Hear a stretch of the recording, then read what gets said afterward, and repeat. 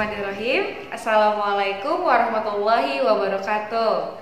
Selamat pagi anak-anakku sekalian. Semoga kalian dalam keadaan sehat walafiat ya. Untuk kali ini kita akan belajar tentang IPA atau ilmu pengetahuan alam. Yang kali ini akan bersama Bu Agri ya. Tapi sebelum kita mulai, kalian silahkan persiapkan buku-buku yang harus kalian sediakan di depan kalian. Yang pertama adalah buku tema 4A. 4A ya. Yang ini halaman 6 dan halaman 7. Ya. Sudah disiapkan? Bagus. Buku yang kedua, silakan kalian siapkan untuk buku Prima 4B. Ini dia, buku Prima 4B. Ya, silakan nanti untuk dibuka di halaman 147 sampai 149. Ya, sudah siap? Baik, kita mulai. Kali ini dalam pelajaran IPA kita akan belajar tentang bunyi dan sifat-sifat bunyi.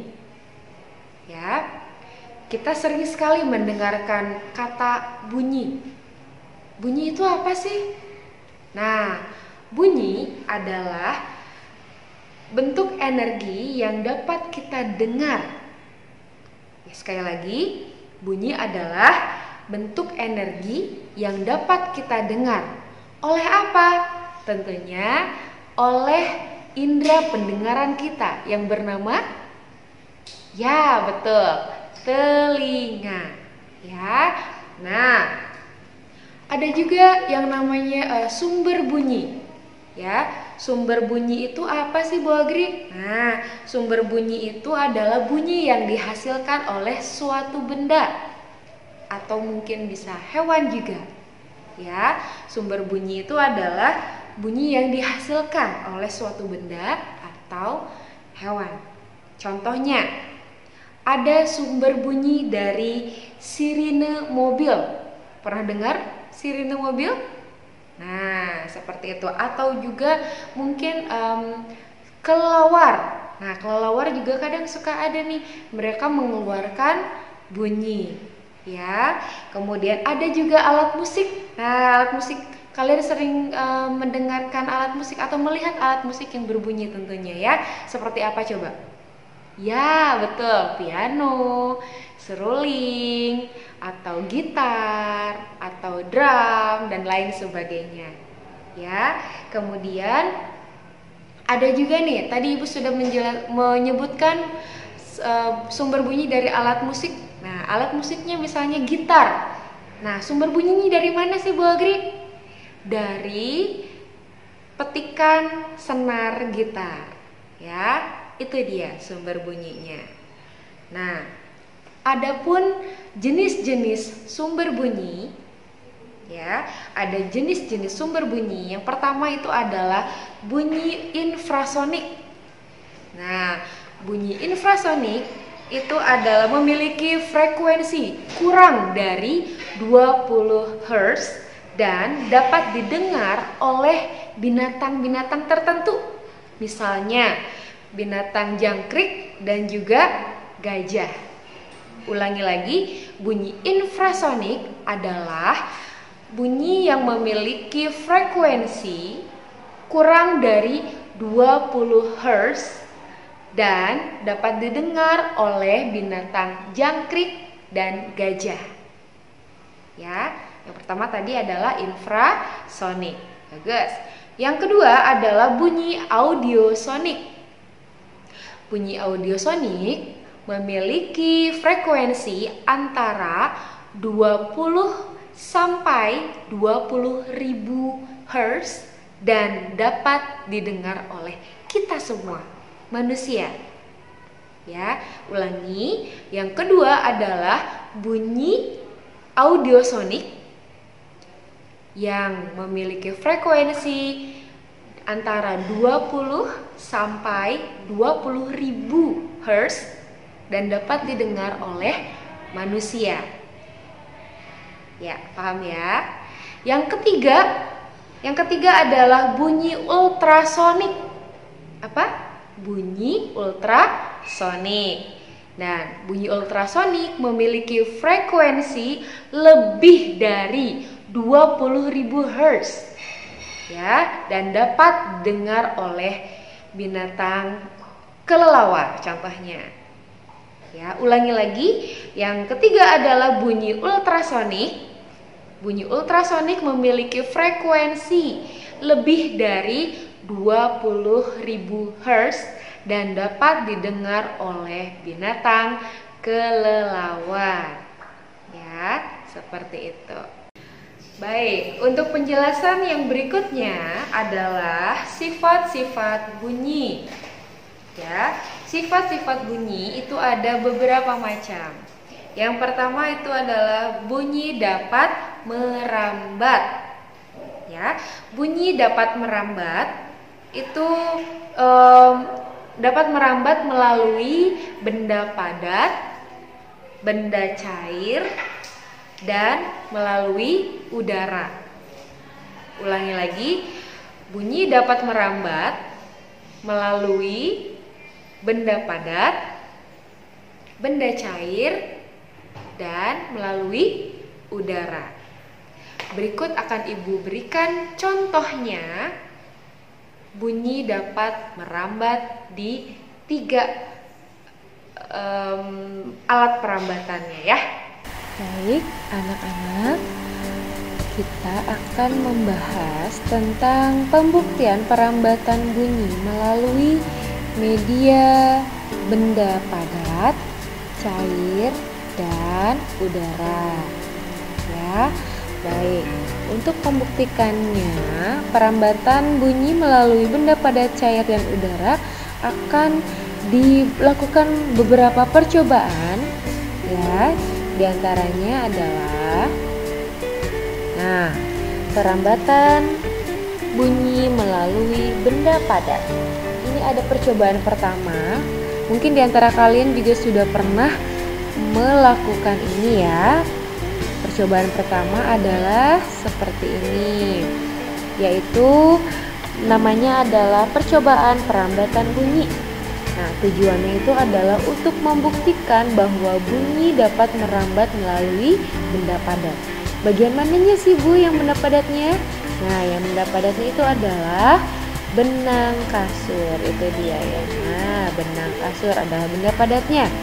Nah, bahan-bahannya ada gelas plastik 2 buah, kemudian ada benang kasur dan juga ada paku untuk melubangi tengah-tengah bagian dari gelas plastik tersebut. Nah, langkah kerjanya adalah kalian membuat satu lubang kecil dengan ujung paku di tengah dasar gelas plastik, kemudian potonglah tali kasur sepanjang 2-3 meter. Setelah itu, masukkan benang ke dalam gelas plastik melalui lubang kecil tersebut. Buatlah simpul agar tidak lepas. Berbicaralah dengan temanmu melalui telepon gelas plastik tersebut. Nah, sekarang kalian coba lepaskan benang tersebut dari gelas plastik. Nah ya, setelah itu kalian bisa berbicara dengan temanmu melalui telepon gelas plastik tanpa benang. Apakah bisa itu? Nah, bagaimana ya? Nanti harus dicoba dan gini. Kemudian dengarkan dan catat apa yang disampaikan. Berikan hasil kepada temanmu. Oke. Nah, ini sebenarnya harus dilakukan lebih dari satu orang ya. Jadi supaya apa? Supaya dapat mendengarkan apakah benar pembuktian telepon dari gelas plastik tersebut akan merambatkan bunyi melalui benang kasur atau tidak ya. Nah, kesimpulannya bahwa bunyi dapat merambat melalui benda padat ya. Memang betul, setelah dicoba, setelah dilakukan dengan teman atau mungkin dengan saudara yang ada di rumah, nah maka akan terdengar apabila benang kasur tersebut dibentangkan dengan cukup rapi ya, tidak kendor. Nah, itu akan menghasilkan suara yang didengarkan ya. Baik. Sekarang kita lihat ke percobaan yang kedua. Percobaan kedua adalah perambatan bunyi melalui benda cair. Nah, percobaan ini adalah yang harus kalian siapkan. Diantaranya adalah ember besar, air, batu koral atau batu kecil apapun, dan kemudian corong yang kecil. Ya, ini akan membuat percobaan dengan merambatkan bunyi melalui benda cair ya.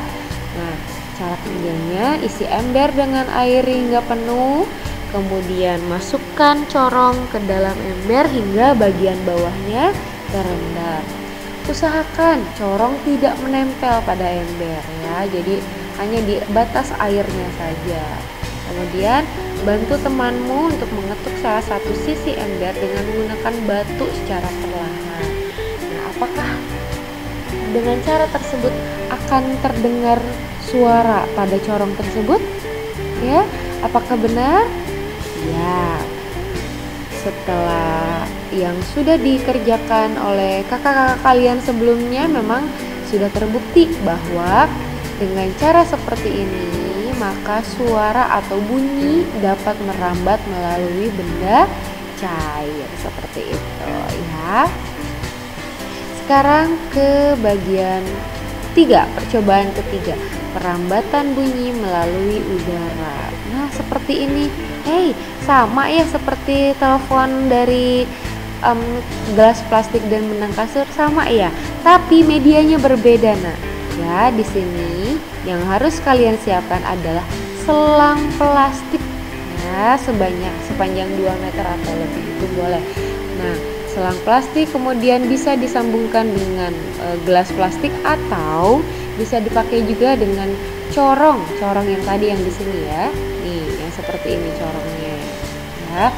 Nah, corong tersebut atau gelas plastik tersebut dipasangkan di salah satu bagian dari selang tersebut. Kemudian satu orang mendengarkan di sebelah satu sisi dan satu lagi berbicara. Seperti itu. Apakah benar dengan percobaan seperti ini dapat mendengarkan bunyi melalui udara? Udaranya di mana? Bukan, ini selangnya padat. Tidak, karena bagian dalam dari selang tersebut itu ada saluran yang dapat mengalirkan air, atau misalnya kita menyampaikan atau mengeluarkan suara akan terdengar di bagian sisi satunya gitu ya. Nah, seperti itu ya. Jadi ulangi lagi, bunyi itu dapat merambat melalui tiga bagian, 3 benda. Di antaranya yang pertama apa tadi? Melalui benda padat, melalui benda cair, dan melalui udara. Ya, seperti itu. Baik. Sifat-sifat bunyi yang berikutnya adalah bunyi dapat dipantulkan. Ulangi, bunyi dapat dipantulkan. Ya, yang pertama, bunyi pantul memperkuat bunyi asli. Ulangi, bunyi pantul memperkuat bunyi asli. Yang berikutnya adalah gema. Ya, dapat dipantulkan dengan istilah gema. Mungkin diantara kita juga sering mendengarkan kata gema. Tapi apa sih artinya? Ya, gema itu adalah bunyi pantul yang muncul setelah bunyi asli selesai dikirimkan. Ulangi, gema adalah bunyi pantul yang terdengar setelah bunyi asli dikirimkan. Ya, yang kedua itu adalah gaung. Gaung itu adalah bunyi pantul yang terdengar bersamaan dengan bunyi asli, sehingga bunyinya menjadi tidak jelas.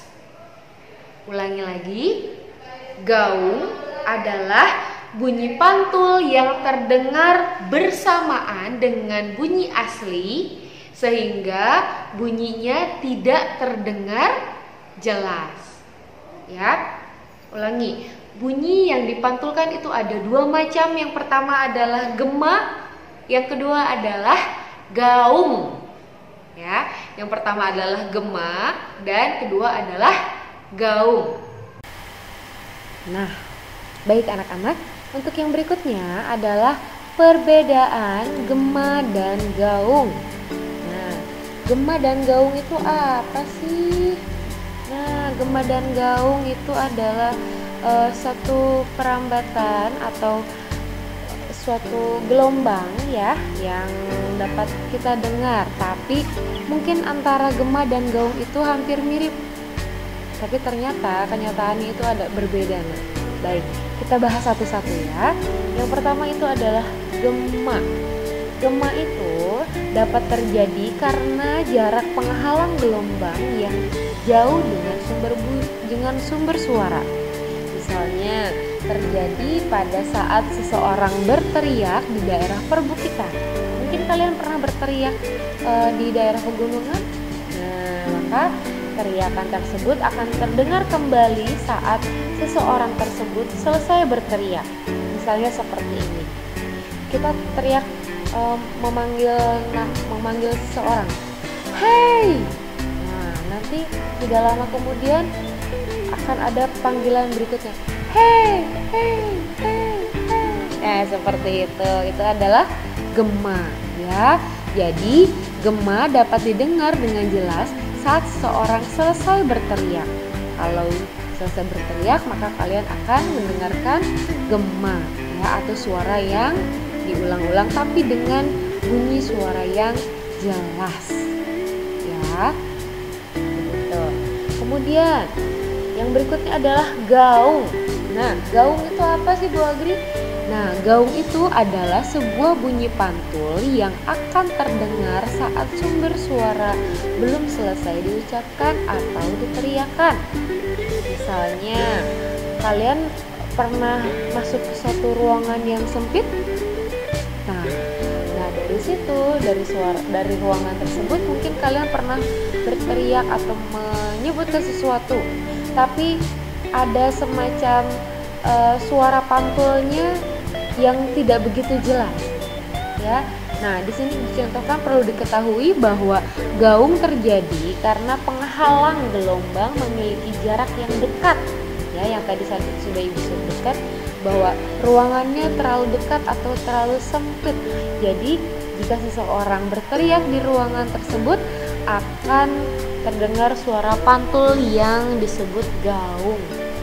Ya, suara pantul tersebut tidak akan terdengar jelas karena suara pantulan akan datang saat sumber suara atau sumber asli belum selesai diucapkan atau diteriakkan. Nah, contoh lain misalnya untuk gaung. Kalian pernah masuk ke kelas yang kosong kan? Kemudian kalian berbicara misalnya. Seperti Ibu sekarang sedang berbicara, walaupun sedang berbicara, tapi suara Ibu seperti ada pantulan di sekitar Ibu. Karena Ibu sedang ada di dalam kelas, maka suara yang dipantulkan yang ada di dalam kelas ini bernama gaung. Begitu ya. Jadi bedanya, kalau gema itu dapat didengarkan dengan jelas dan di ruangan yang sangat luas. Kalau gaung itu hanya terdengarnya dengan tidak jelas dan dapat didengar pada ruangan yang terbatas atau ruangan yang sempit. Nah, ilustrasinya seperti ini. Nah, ini ada gaung, ini ada gema, ya. Misalnya pada gaung ini ada sekitar 6 detik. Misalnya suara asli, saya lapar misalnya. Nah, bunyi pantulannya akan muncul pada detik ketiga. Walaupun kata-katanya sudah belum selesai, tapi akan ada suara yang bersahutan, ya. Saya lapar, padahal pas bagian di detik ketiganya baru ada suara gaungnya. Saya lapar. Jadi tidak begitu jelas suaranya untuk gaung ya.